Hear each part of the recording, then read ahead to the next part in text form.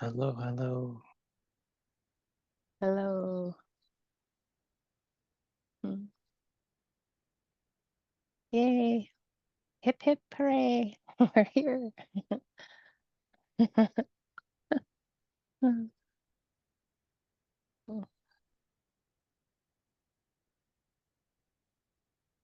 You might look at the other pages or page.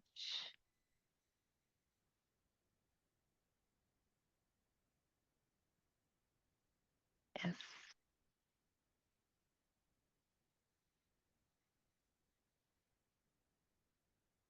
Mm.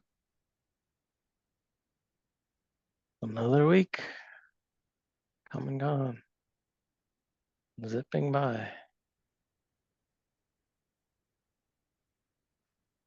Good to see you all. Mm.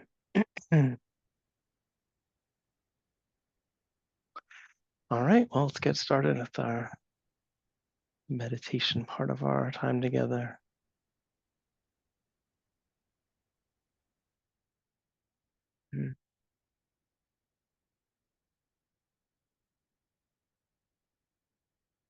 So just taking a few moments to, physically get settled into a seated posture.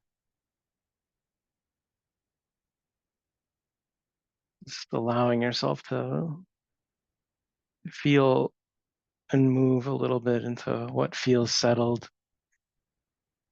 relatively stable, not striving, not forced, something that's kind of inviting of alertness and stillness, steadiness.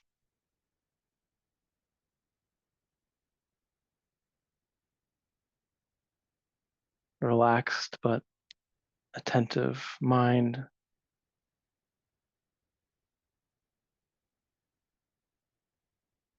Just from the very beginning, we can see how much care we have to take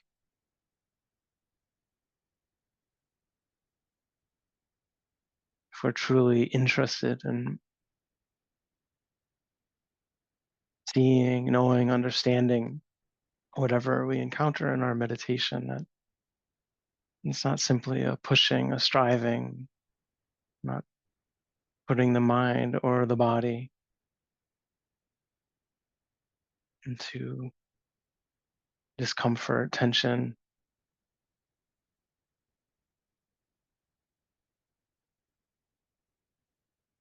There has to be some element of relaxedness, of gentleness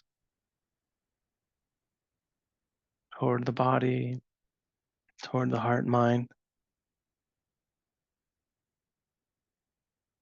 so that we actually want to show up for ourselves, not creating the conditions that are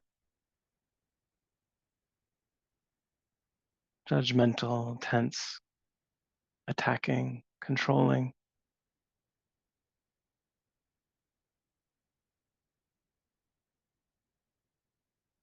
that'll cause the mind to evade its own presence.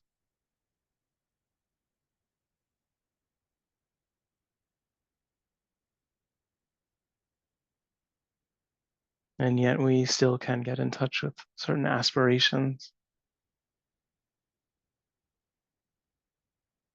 knowing that the mind can behave in ways that are challenging, difficult. Physical sensations can arise and pass away in ways that are challenging for us. All of the sense doors, seeing, hearing, smelling, tasting,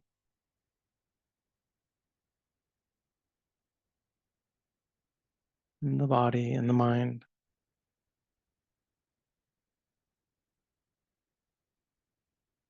all of them have their elements that can be difficult to keep up with, to observe, to bear the truth of. in their appearance or disappearance. The heart aches, clings, hardens, rejects, squirms in all the ways that we know it can.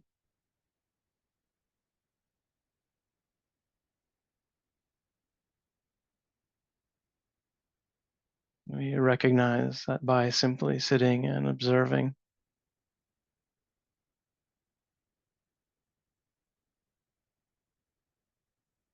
that this is a true challenge. Hard to observe reality, hard to bear the mind's response to reality at times. And so that sense of compassion, understanding the hardship that it is to be human, to exist, have all of these senses out of our control, our worries, our wants, our dissatisfaction, our hopes.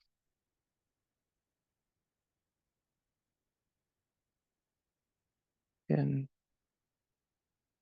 see if there's a place of tenderness, kind-heartedness, warmth right now in the heart for what the heart is experiencing now, what it may encounter.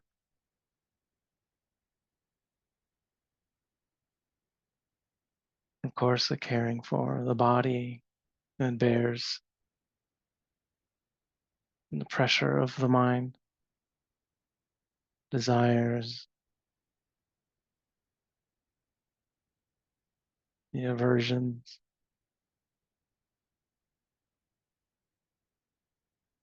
bears the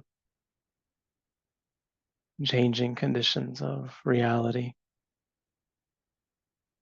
within and outside of it. This basic orientation towards acknowledgement of the pain, the difficulties, the hardship that we encounter,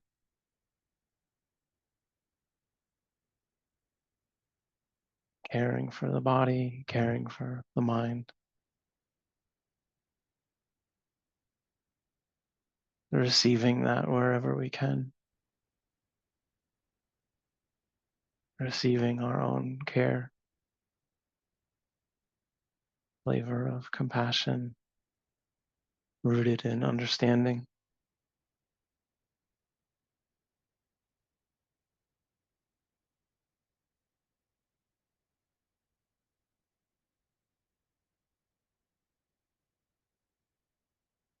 We also recognize the mind can be strong, can be courageous, curious, clear.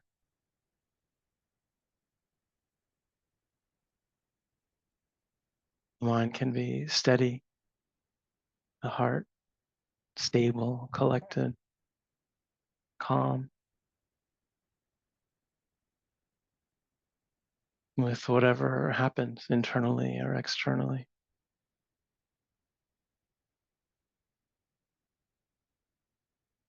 Sounds arise and pass.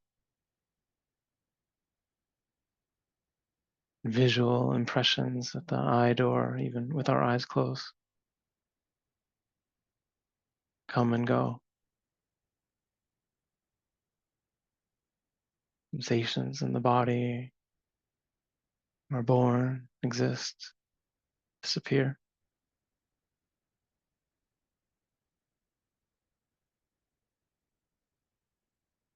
Consciousness itself coming and going. Different flavors combining, moving apart.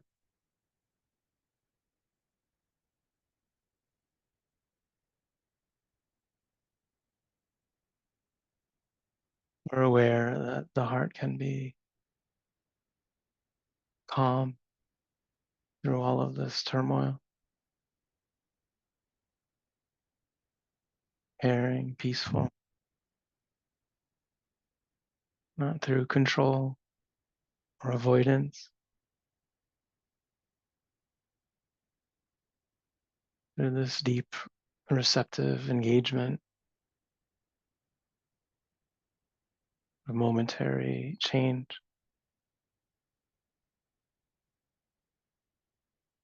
some place of faith.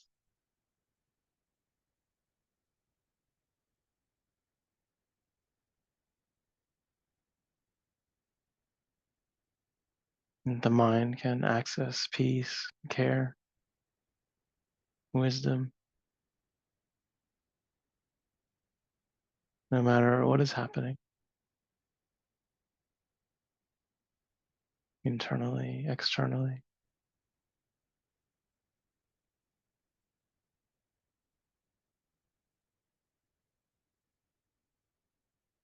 At times, this faith may seem stronger or weaker, more or less evident.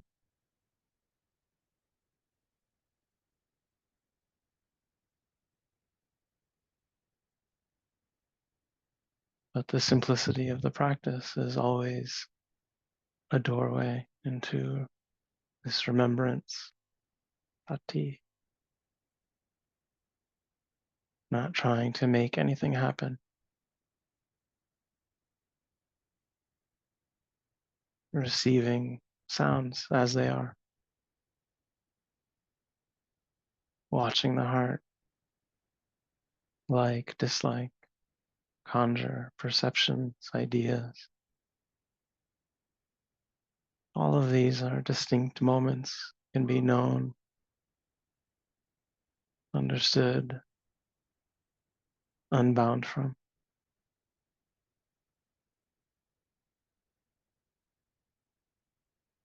Sounds come and go, awareness comes and goes, thoughts, ideas, imaginings.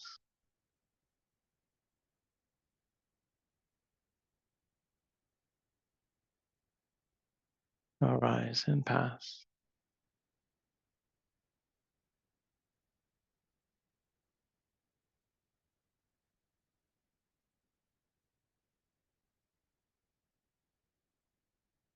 Sensations throughout the body, pressure, tension,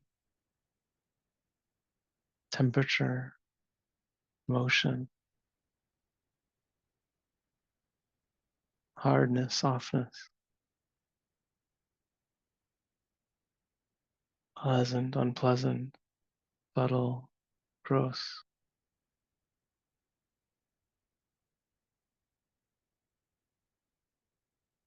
This ocean of waves and currents, always moving, changing, not needing to control, change, fix, riding these waves, these currents, ebbs and flows, tides, moving in and receding.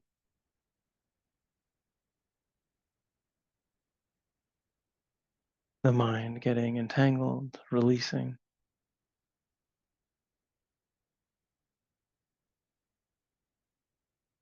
fighting, clinging, accepting.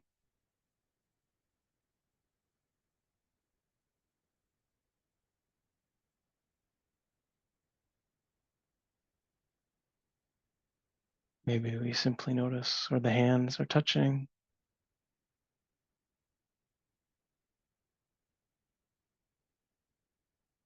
if they're touching each other, or if your hands on your knees, your lap, just noticing a smaller area of pressure, change, warmth, always moving, always changing.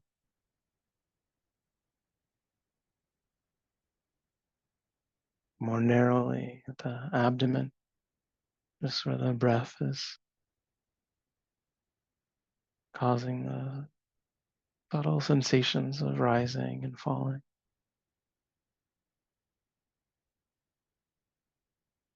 And practice this continuity of attention.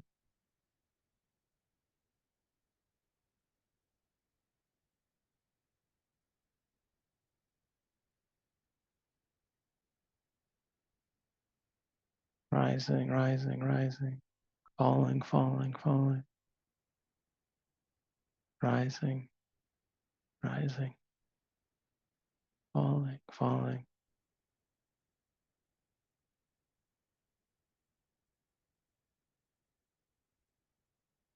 Finding relief in the moments where the attention and the object are unified, come together for some moment. And the mind wanders again. We observe the mind as mind, coming and going. Thoughts, imaginations arising and passing. When we can, coming back to anchor in the body, the breath, the hand, stream of sound, something material,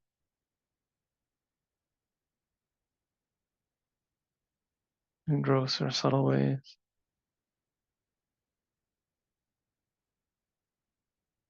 Just observing, coming and going of phenomena,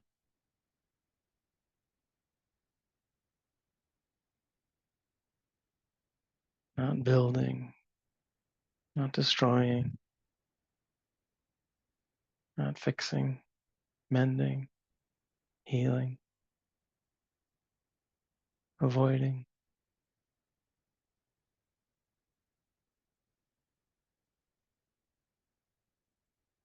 observing what's arisen with carefulness, kindness, clarity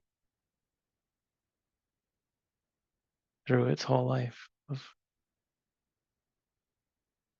coming to be and passing away.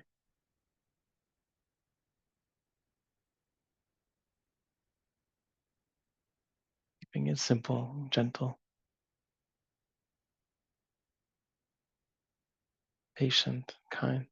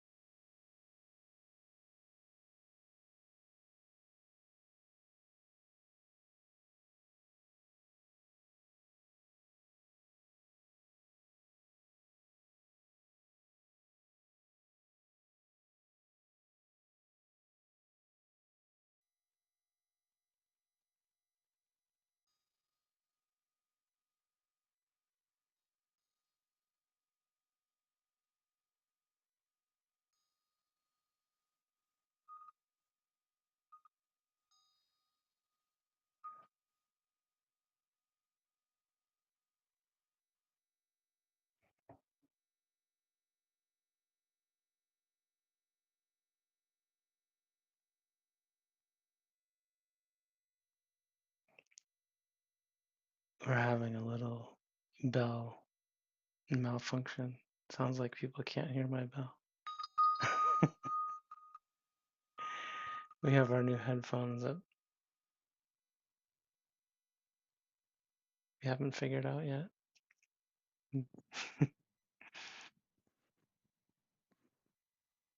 Michelle, you want to try to ring your bell just for fun?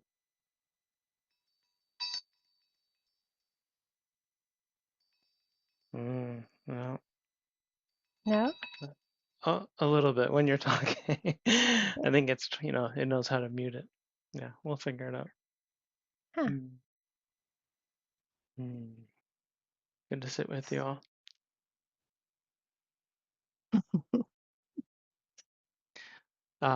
So Michelle and I thought we'd take a little time again this week for questions, if anyone had any about your meditation practice, instructions, um,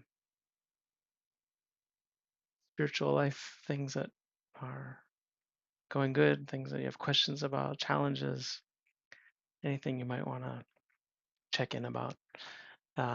So as usual, the best way to let us know if you have a question is at the bottom of your Zoom screen. If you move your mouse around, there's a little button that says raise hand. And click on that and we'll see you have a question. Otherwise, you can type into the chat just that you have a question. We'll call on you, or usually you can wave your hands around and we'll see that as well.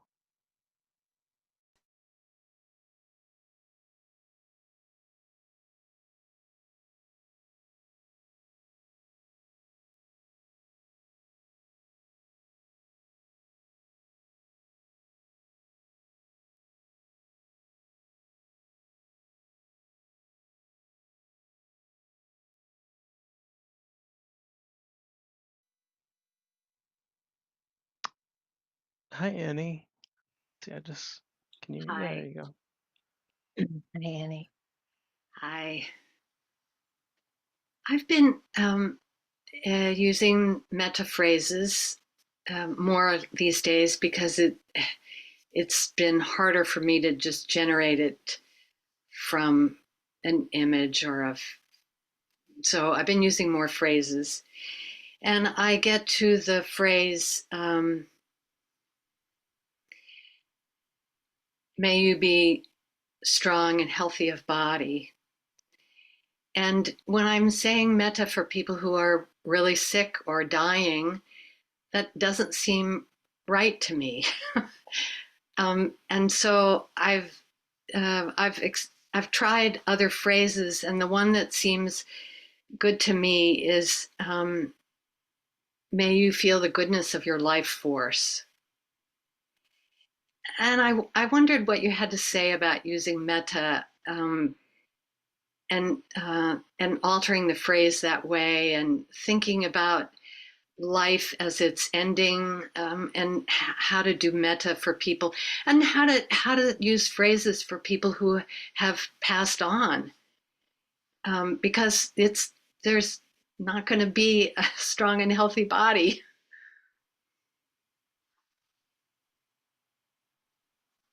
Yeah, great question. I don't know. I mean, I can start, Michelle. Does that you? You're muted, Yeah, Michelle. Oh, okay. yeah. I'm either way, whatever you want. I'm good. I'm good. But I think maybe You I'll go. start You go. with Yeah. the last part of your question, which is about people who have died. I think it's so interesting because we don't know if they have there's rebirth, right? So usually it's helpful to, I think, just wish wherever this being is reborn that they're strong and healthy. That's how I see it. Like I don't, but you can also, one thing that's very important is that you can skip phrases. And part of what's important, I think, in what you're asking is that whatever we're doing is a purification practice. So the phrases, whatever they bring up, is part of the purification in terms of our understanding of what loving kindness is. And that's what's important. What's important is that what it's bringing up and how you're learning from that, and what you're how you're shifting to what feels more appropriate and works for you. So that's the most important thing. Even when somebody is about to die, um, there are still parts of the body that are working. I mean, it's what's so interesting is that strong and healthy a body, um, can they still see, or can they still hear, or can they still feel touch? Or there's aspects of our bodies that you can focus in on, and with anybody, any of us. And I think it's partly, for me, that practice of finding the places in any of our bodies that are still working well, and focusing on those as strong and healthy is very important, really important. That's why I was thinking in terms of life force, Right, because right. the body is still amazingly there. The heart is beating, there's breathing. Um, Yeah, I think that however that helps you to, what's important again is whatever helps you find that place of unconditional love. So what we're up against is that sense of like, well, if they're at a certain, if we're all, if any of us are at a certain point of decay, uh, how do we wish well? Right? That's what's happening. And so however you use the phrase, what you're wishing is for that the being, whoever they are, whatever being it is, their well-being within what, no matter what's happening to their bodies. Does that make sense? It's a wish for well-being no matter what's happening. So that's the hard part, is that it's without conditions. It's you can wish well without conditions, no matter what's happening. And that the purpose of the phrases, in my experience, has been that that's a purification from conditional to unconditional. We get where when we have difficulty, we're working with the conditional love, and then that is meant to help us find the unconditional. So that's it's interesting because that's where I get hung up, is this body thing. Hung up on the body thing. that's like mortality is the crux of love, really. What is love? What is love in relationship to mortality? That's the big question, always. Why would we bother? Why bother if you know you're going to lose it?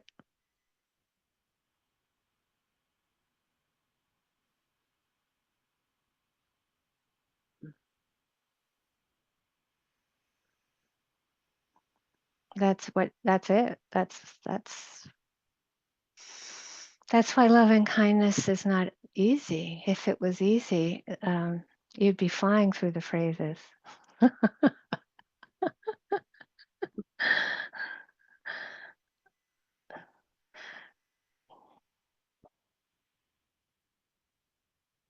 I don't know. I've mentioned one time that I gave up my little 2 weeks off when I worked at IMS, at Insight Meditation Society, as a cook. I had 1 2 week period off, and I took care of a woman who had extreme scoliosis, cerebral palsy. She couldn't talk. She could hardly swallow, right? She couldn't move. Um, and when I first wheeled her in to see the teacher, Ruth Dennison, in the wheelchair, it was quite a shock for the Ruth to see what shape her student was in, right? But at some point, Ruth said, "If you learn how to do this, you will be flying in your wheelchair. It was so optimistic. Like it was so infectious, her feeling like if you learn how to do this, it's gonna be like really okay. And it was so wonderful. It was just like that's how I feel with this question. If you can keep going with this process, you keep finding the water, you keep finding the gold of the metta, but you can't do it without going through these questions.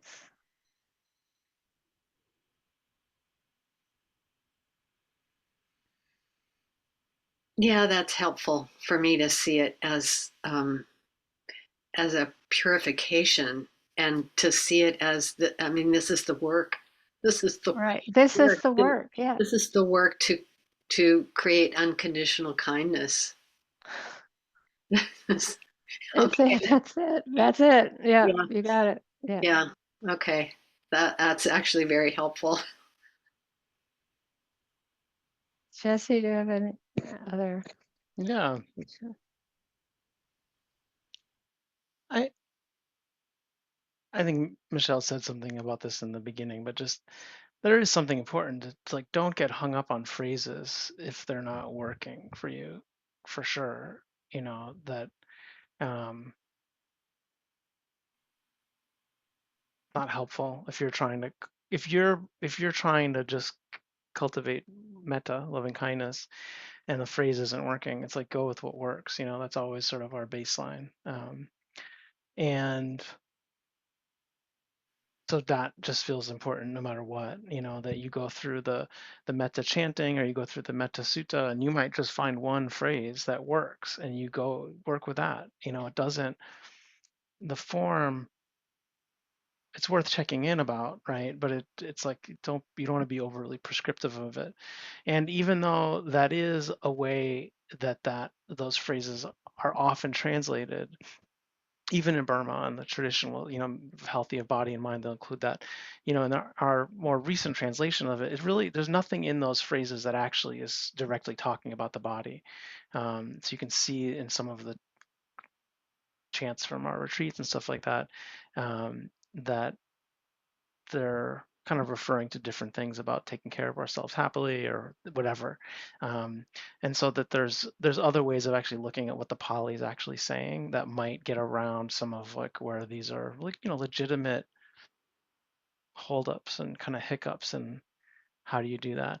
I also think, and it's not something necessarily that's well resolved in the tradition, but I do think it's important. It can be important in what you're describing, Annie, of like the difference between caring and wishing well, right? And like actually those aren't necessarily the same experience, right? That there is a sense of kind of friendliness, or you look at the phrase in the Metta Sutta, cultivate a limitless heart of goodwill towards all beings in the universe or something like that, right? So this sense of goodwill and caringness and friendliness is not necessarily the same thing as wishing them well, right? Like wishing well is a little bit kind of future oriented. It's a little bit more a sense of um, conditioning, adding a condition that it would be good or something, right? I still think the mechanism is the same. What it's intending to do is like, well, if we loved someone, we would wish them well, right? So that you go to the wishing well to find that place of caring, right? So that's like the the mechanism of the method, but that there's places that I think are very reasonable that you're bringing up of like where it can get in the way, where you don't need to go into that type of experience in order to care. But as you've been saying, you've needed some method. You're just the caring hasn't been sort of like getting you there. And so you're trying to apply this sort of method, right? And that the method is oriented towards this in this very kind of particular way. So I just think that it's like it's part of the the downside of the method, and that you work with it on those ways of like if it's not helping, then really don't worry about it, because it's like you don't you don't want to get stuck in thinking that the metta is about making anyone happy or controlling anything in the material world, because it's not. It really is about trying to build a stable connection of care and goodwill towards all beings or towards a specific being. And that the challenge that you're describing of how to do that as their conditions become much more difficult or their life force is dissipating is very hard. And just as Michelle's saying, I mean, that is the purification. It's like the conditionality of love or not is part of what makes it hard to maintain or not, right? So this idea of someone is at ease, someone has like all these things going for them, and they're kind to you, and they've never betrayed you, and it's like, oh, you can, they have views that you appreciate. Like you can imagine this like being for whom love is just like, oh, it's easy, uh, a child or something like that, right? Where it's like uncomplicated. And then as people grow up, as relationships deepen, as life and the forces of that are manifest, right? And whatever situation people encounter themselves in, or the realities of our relationship, the conditions of our relationship often make it harder to find that place and maintain that place of pure care. And so that you're trying to do this in this really important way is like it's so important. It's so important to to to try to care all the way through disappearing, right? All the way to the end.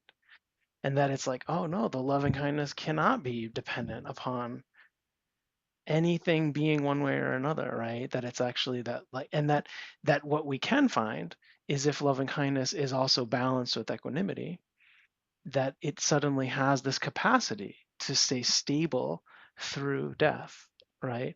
Or through birth without getting overjoyed or kind of so exuberant that we lose the connection of the soberness of samsara, right?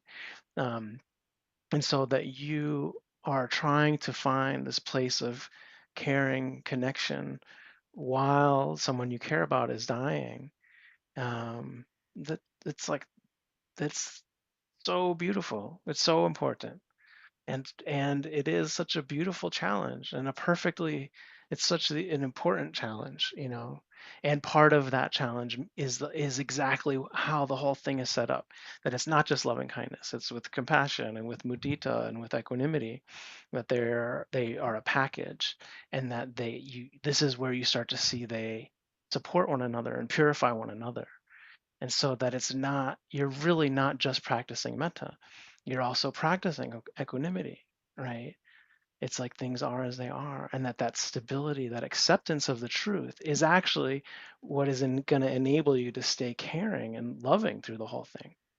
And I'd say part of maybe what you're pointing to with like that appreciation of their life force or of their lives is also like the mudita element to some degree, right? That appreciation of like you've had a good life, there's been beauty in your life, you have done good things, and like the rejoicing in that and the honoring of that, how important that is for us to do, but also for someone to feel and have that sense of faith in the results of their own actions, of their own karma, as they encounter this sort of unknown,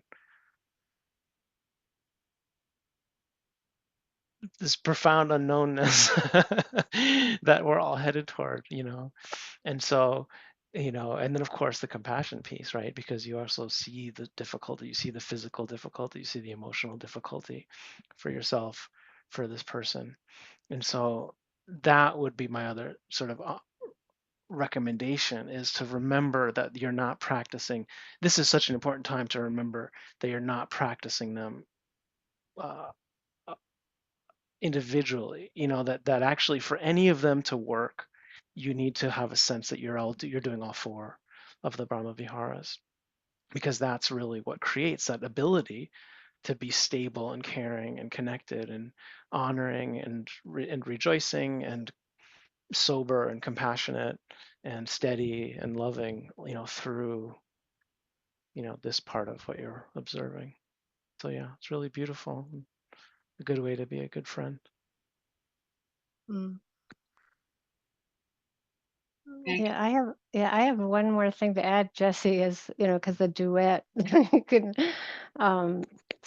start to just remember one little thing to add, which is about phrases. Because so we're saying it's a purification, and then Jesse's talking about it as a practice. If you're using phrases, your understanding of the phrases is meant to deepen as you go through the purification. So that's so important that your understanding deepens as you might have said a phrase 2 years ago to yourself, but there's so much more depth of understanding with it as you practice it. That's what's so important. And if one hits a place with a phrase that maybe we did for 3 years, but it brings up stuff, that's actually good. It's good that it brings up stuff. It's just like, again, it's like a mirror. And I just because I did metta the first time for 3 months and was using phrases, um, and myself was the difficult person. um, I remember the first times I was doing the phrases, I would actually have these incredibly sarcastic comments that would come up with each phrase. I mean, it was unbelievable. Like, may I be safe and protected? And there'd be this voice that went, yeah, right. And it's like, and the next one, may you be happy, peaceful. Like, it would be like, who are you kidding? Like, and it would be just this like amazing mirror. It was just amazing mirror for how I related to myself. It was so painful, but when I couldn't do it, I switched the phrases to "May I be happy just as I am," because I'm explaining it because it's so important. It brought in equanimity. I didn't understand any of that, but I had to bring in acceptance directly because it wasn't enough in the phrase. So that's also really important to understand that if a metta phrase is wobbly, it's usually because one's needing to, as Jesse says, shift to another Brahma Vihara ultimately.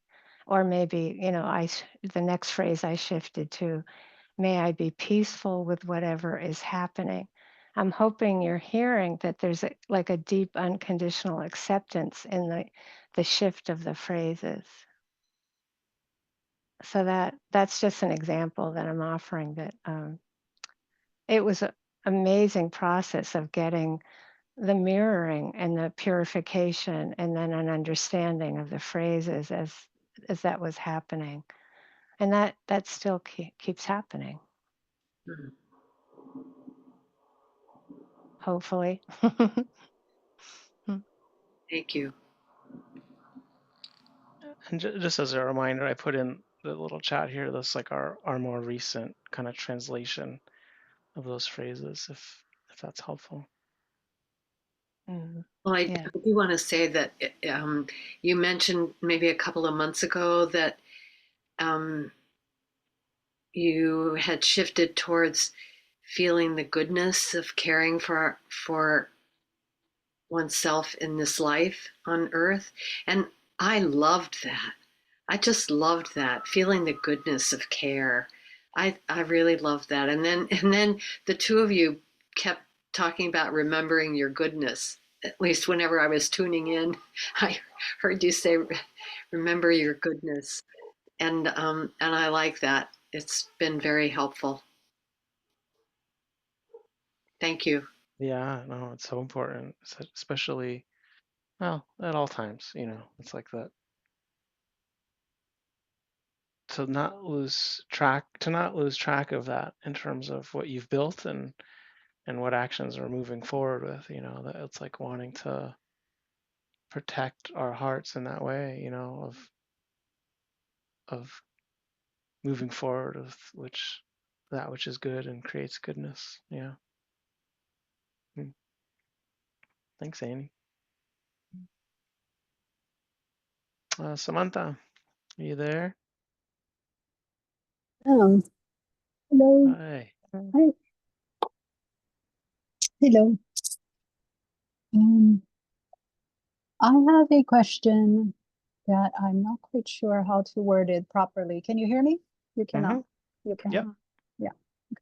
But I'll try. Let's see. It's about extremes and experiencing extremely difficult, unbearable experiences, which I'm sure all of us have had those, but also with the element of surprise. Surprise meaning really unpredictable. That word? Completely unpredictable based on my worldview or what I understand is predictable, such as water coming down from somewhere it's not supposed to, or use extreme examples that are gross, but a child killing a parent, extreme things that don't really make a lot of sense in the worldview. Even if I expand my worldview culturally and experientially, still doesn't fit. But it's not just the view, it's also the damage that causes. Like physical body, extreme pain, unpredictable, unknown causes of conditions, therefore difficulty finding treatments. So that's relevant to me in my practice and in my daily life. And if I can describe, it kind of is destabilizing. And of course, I like tranquility and stability, but even when the practice gets, so it's present often in my daily life, just because for whatever my karma is, it's happened in my life a lot. And especially in the last few years, I think it's happening to many of us a lot. But so in my journey to try and find that balance of strengthening the heart and protecting the heart, which you all teach me so well. Sometimes I think I get really lost. I hope this is making some sense. So this is in off-cushion practice. And then in longer retreats, and of course when I sit, it's easier to manage because there is equanimity when it's present, when there is tranquility, and perception is different and understanding is different, so is more bearable. I'm able to tolerate it, and then suddenly I'm not.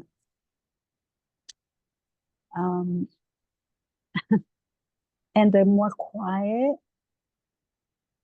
I get, the more dramatic the shift is, and the more shocking it is. So I notice myself getting a little bit more hypervigilant these days. I could start there.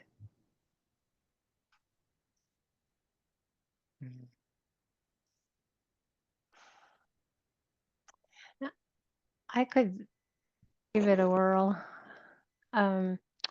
Because there's a lot of layers to your question, and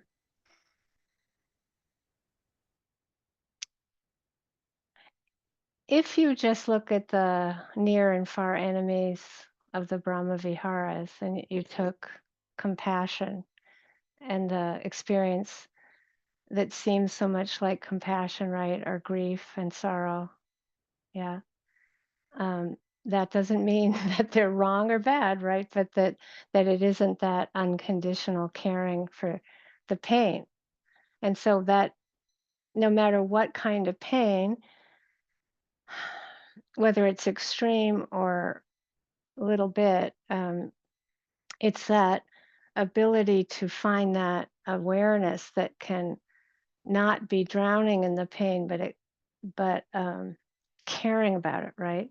And that if pain is intense physically, mentally, emotionally, um,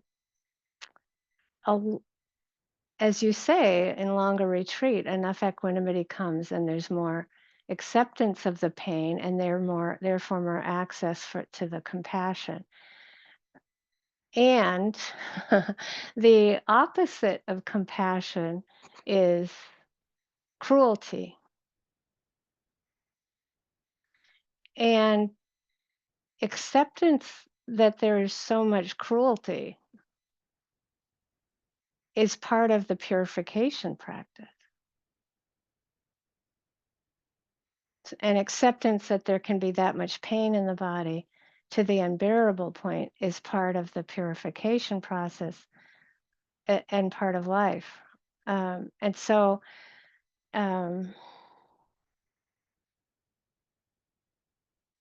as you've heard us say probably 10 million times, working with the near and far enemies of compassion, and then the equanimity practice, it's like really the Buddha taught are two wings of the bird. You cannot fly without them.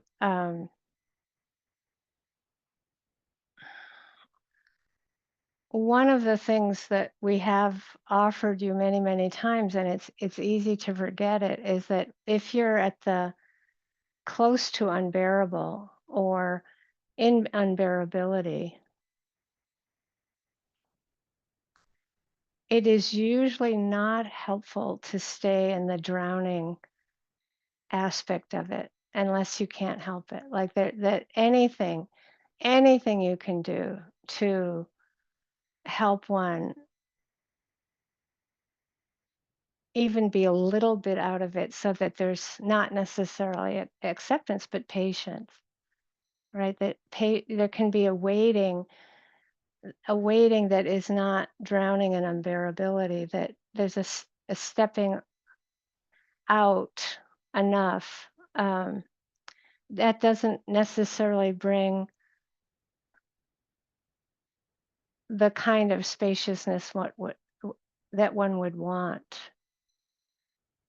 But it's certainly a huge relief not to be drowning in unbearability or self-pity or pity for others, right? Like it's like, so I'm kind of doing a broad brushstroke with the question because it's,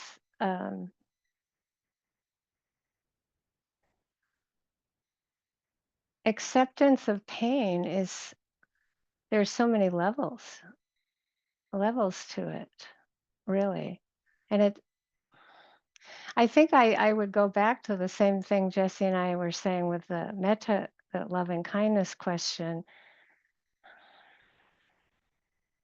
As you go along in your practice, hopefully you'll be more and more challenged so that you can grow in your understanding of how to relate to pain.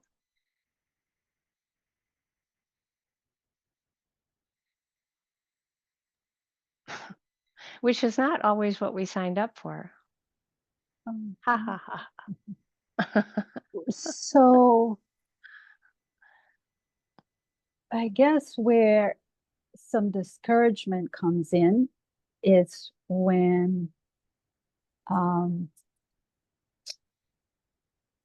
guess it's doubt. I'm trying to hope that is not doubt, but I think it's doubt. Because the level of cruelty, it's just so unbearable. I mean, it's like really impossible.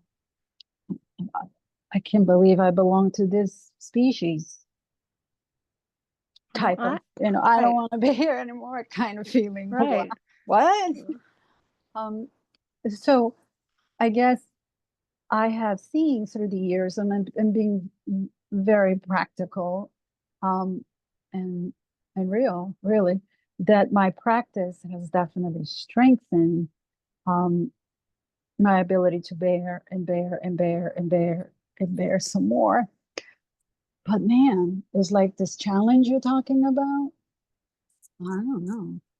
I doubt. Well, but see, this is where you stop. Like, it's like you don't overexpose yourself at that point because, I mean, I stopped identifying with being a human being when I was 3 years old. There was so much cruelty. There was so much cruelty. There was so much cruelty. And so I don't even relate to really identifying with being a human being.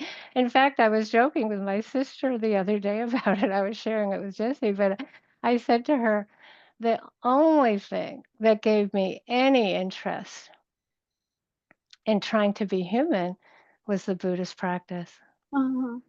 That's right. And yeah, right. So it's like that's really important. And she joked with me. She was hilarious. She said, "Well, you've certainly given it a good try." And it's the nicest thing she ever said to me. It's so funny, but it was like, wow, maybe she is paying attention a little bit to who I am. But it's really important, Samantha. We're all challenged right now with cruelty. I mean, I can't imagine there's anybody Right. I know. sitting here now I'm that I'm the one yeah, no, and talking today. I'm not, yeah, but it's like this is another great question. But the real question is, there is an art to not drowning. And we are going to do everything we can every Sunday and the June retreat, we're going to do everything we can to help people not drown. Because we know at a certain point, it actually isn't helpful. Right. Yeah. But it's like for me now, I have to be strong with you, which you appreciate. It's Mhm. just like Mhm. um,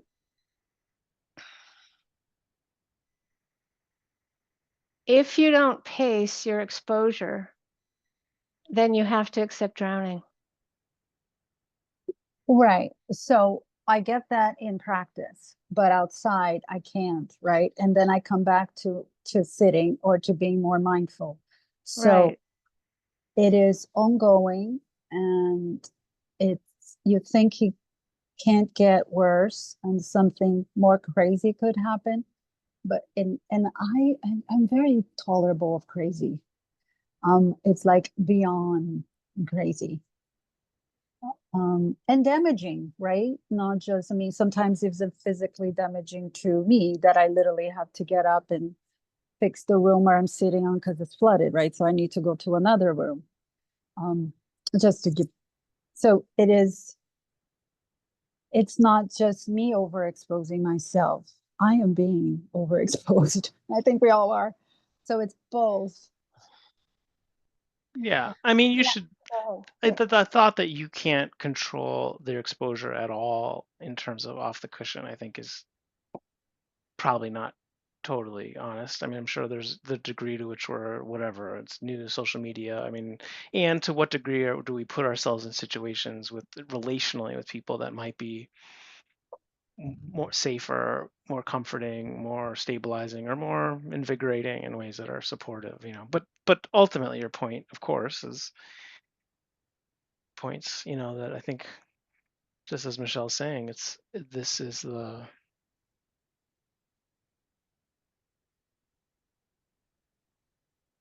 I mean, what you're seeing is the truth. It's not just that. And I think that that's always what the Dhamma is pointing towards, and always what the Buddha pointed towards. It's not, we have our historical moment of how awful some of those truths are, and can be, but it's not of fundamentally different nature than 3,000 years ago or 10,000 years ago, right? That it's like a couple weeks ago, maybe the Bhagavad Gita. There's that story of like Arjuna, where was it Krishna like reveals himself to, and it's like he can't handle the magnificence, right? Mhm. And it's overwhelming. It's like this is the opposite, right? It's like, whoa, that you really want to know, like you really want to see how things really are. This is what you're seeing. It's dukkha, period, first noble truth. This is what you're seeing. This is what the whole practice is designed for. It's unpredictable. It's undependable. We do not like reality. I mean, that's so you're doing it good. It's like excellent job, Samantha. You're a good yogi. And there's that tension that we're always talking about. It's like where even in this moment might we find some relief in the truth of like, oh, what I thought was this is not this, it's this. And what this is awful, more awful than what I thought it was, but it's true versus that was a delusion, right? Like, is there any part of us that can feel a relief in the truth of like, oh, this is really what has always been happening. This is really what's going on. And all of the wishful thinking that we can kind of layer on top of things, and it's easier to ignore, easier to deny some sort of like fundamental forces at play. Maybe there's a way that there's like, oh, this is true. And so that it's a more perfect test, a more perfect challenge of our compassion, of our capacity to care, of our capacity to find balance. And obviously, like Michelle's, you reiterate, it's like we have to manage that pace. There's a reason why the pace is, we try to be careful with it, right? And that so much of the Dhamma, when you read it, this is for nuns and monks and people who are living in a profound seclusion, right? There are rules about not talking about what the kings and queens are doing and what's happening in the villages. And it's like they were having to protect their minds and bodies, right, to a large degree in order to kind of see instability at this very atomic quantum level, right? Of like the coming and going of phenomena at this very subtle level. And like that level of instability is very hard to observe. It's hard to get the mindfulness and concentration pure and strong enough to be able to do that. But the truth of that is very hard to bear, right? And that we're looking at the macro version of that, of what are the repercussions of that in terms of society, in terms of human life, in terms of the planet, in terms of whatever. And that's also very, it's like it's ultimately it's a lot of the same lessons, whether we think of it as internal or external. And yet we don't have the protection, right? We're not in the practice of whatever, reading the news or the roof is flooding or, these things. It's like you don't have the protection of the concentration and the mindfulness in the same way, right? And it's not rooted in kind of the direct sensory experience. It's like a step or many sort of removed from that, right? We have to get conceptual about how to fix the house or whatever, and so there is the destabilizing nature of the truth is something that we need to be careful with and honor the power of that. And it's like, wow, that actually the task we are asking of ourselves, the task that the Buddha asked, and the task the Buddha pulled off, and many other people have pulled off, is that actually in the face of such uncertainty, in the face of such cruelty and of such mayhem and of such madness, that we have the capacity, that we have the capacity, and that is actually the doorway through understanding true love and true equanimity and true all of these beautiful qualities, not through the denial of them or not through pretending that things aren't that way. And yet we long for security in a different way. We long for security in things being the way we want them to be, or at least more like we'd want them to be. And that's a very deep and understandable longing, of course. And we wish for people not to be harmed. We wish not to be harmed. We wish not to be the cause of harm. And yet we see harm. We see ourselves harming. We see the sort of complexity of all these things. And just imagine, like, this is such a good time to also see, like, with all of us, with all of these tools that we've cultivated, how hard it is. And then you look at the world of how few people have even tried to cultivate these tools. And they're still faced with it. It's not like the cruelty and the mayhem and the agony of existence isn't affecting them. It's through so many layers of delusion, right? Inability to actually relate to it directly. And so well, then of course you see why the world is the way it is. Because there's just no tools to be able to manage the the magnitude of the volatility of existence. Never mind this particular historical moment and all of its manifestations and whatever place in the world we might be. So, it's like that dual nature and the paradox of both being like very humbling and to honor that humbling and to be careful about that, to be careful about the limits and the capacity we have.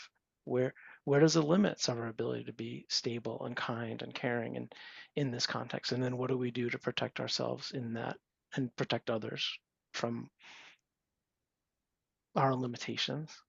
And then also, how is this like, okay, a call to deepen our practice? Because this is what it is. This is what it takes. This is the truth. This is the truth of things.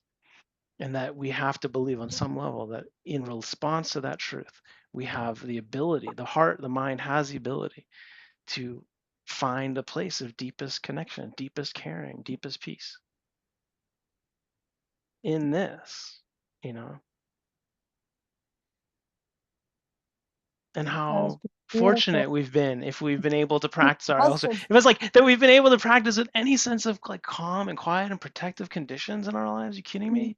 Think about the 3,000 years, 2,500, 3,000 years in various countries in Asia, right? Where these have been trying to practice. Look at Burma in the last 100 years, several hundred years of like, you know, really difficult conditions and people being like, this is still the way. Not everyone, right? But some mm, part of the people being like, this is the training, you know, and here we are. This is our thank you. version of it. Yeah. That is beautiful, inspiring as always, Justine. I think the acknowledgement or the acceptance that is settling for me more and more is when I think that level of concentration and attention and quietude and mindfulness is enough, then I realize that it is not. It Mm, just is so much more needed. Super humbling, of course, but then a little bit of self-doubt. I mean, can I really bear? But when it's present, yes, I can. mm, That much I know. mm-hmm, I think I just want to add that caring about the aversion to the unbearability Mhm. is so important for all of us. It's like caring about the aversion mm, rather than thinking we should be accepting or we should not have doubt or we should whatever all the shoulds like we're used to having more equanimity but we haven't been this challenged and so it's like it's okay to have self-pity or it's okay to have doubt it's okay to be have it be unbearable and that's where it's really the work is.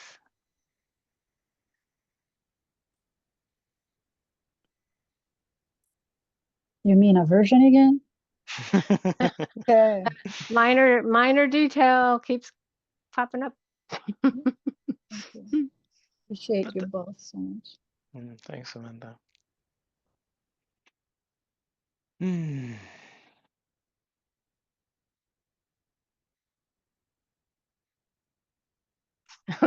It's that I was hoping aversion to unbearability would come up again, right? Yeah. I mean, that's what's so great. It's like, it's so pure. I don't like how I'm feeling, Mm, you know? mm. I wish I was feeling differently. It's like it's really simple, and it doesn't mean that's the only way to look at what's happening. It's good to see the truths of, things need to be attended to or whatever. And it's like, oh, I hate this. And it's okay, like you're saying, Michelle, it's like it's okay. It's not just like okay, it's important. If we can't acknowledge that and feel that and be honest about that, then we're not actually being mindful of it. We're not actually, practicing. And of course, it's hard to see but can feel Of like course, we've of slid course, back. Yeah. of course, we don't like what's happening right. I mean, who could like who want to vote? Who likes what's happening right now? Nobody does. I mean, how could you? So it's like, I mean, there are many things that are happening that are wonderful, but there's that joy and sorrow. There's so much that's so difficult to be with, and so yeah, it's like that's what's so important to be able to go, yeah, this is horrible. And I mean, just to say, back to Annie's, of course, it's like, I've been I'm home for a couple of weeks. I'm actually going back to my, family this week, to my mom. But that I've been with her for the 3 months or so this winter, so focused on her health and health challenges, and um,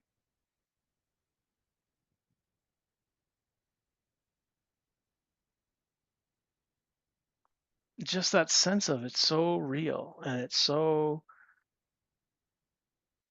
powerful and beautiful and horrible and really difficult and humbling. Uh, and there is a way that it has been an insulation from other aspects of, the world and what's happening, in all these other levels of society. And, and that has been very interesting to sort of experience as well. Or it's not like I'm not aware of, the news and everything going on. But just so much of my attention is being called in this one direction. And so I do think that sense of taking our actual relationships seriously as ground for the same, ultimately it's the same lessons: birth, life, death, unpleasant, pleasant, neutral, things happening that we like, things happening we don't like. Um, but sometimes, if like just the Annie, the intimacy of like a friend who's going through this, there's something visceral and there's something um, real about that is, can be very helpful uh, in terms of where we can lose our grounding with other things. It still can be exhausting. It still can be overwhelming. It still can be all of those things. Um, but I do feel like the sense of relationship, of community, uh, you know, these are not less complicated ultimately, family, you know, than what we see in the sort of bigger picture or even the microcosmos of our, momentary situation. But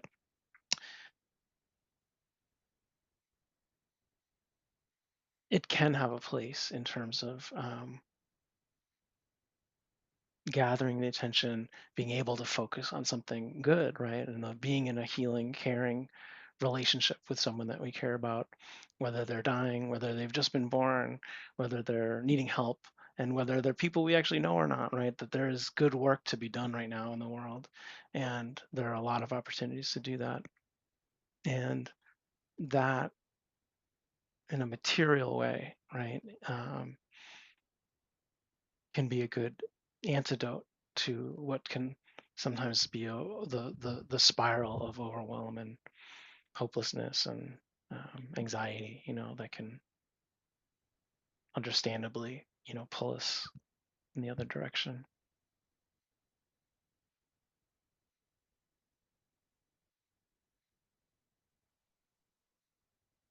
There's so much goodness. We can rejoice in all of our goodness. We have to rejoice in that. It's wonderful.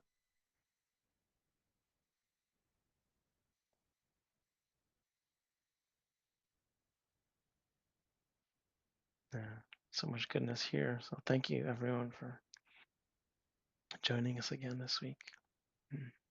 Take care of yourselves. Take care of everybody. See